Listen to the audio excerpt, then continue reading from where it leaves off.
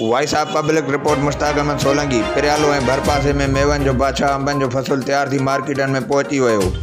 Lockdown के करे export बंद होने सबब आबادگار वापारी ऐं पौरियत परेशान। उन हवाले से आबادگارن अंबन के वापारनि पौरियतन मीडिया से ॻाल्हाईंदे चयो त अंब सखर लाड़काणो हैदराबाद कराची क़ोइटा के फ्रूट मंडिन ॾांहुं मोकलिया वेंदा आहिनि। आबادگار लॉकडाउन के करे एक्सपोर्टर न आया आहिनि। एक्सपोर्ट बंद होने सबब नुकसान जो खदशो है। अंबन जो वापारी हज़ारे एकड़न ते लंगड़ो सिंधड़ी चोरसो सिरोली ऐं मुख़्तलिफ़ जिन्सनि जा बाग आहिनि। आबادگار अंबन के रेट न हुजण करे पेटियुनि जे कारोबार के धकु लॻो आहे। पेटियूं ठाहींदड़ पौरियत ॾियारीअ ते अंबन जी मज़दूरी करे पेट गुज़र कंदा आहियूं। अंबन जी पटाई कंदड़ मज़दूर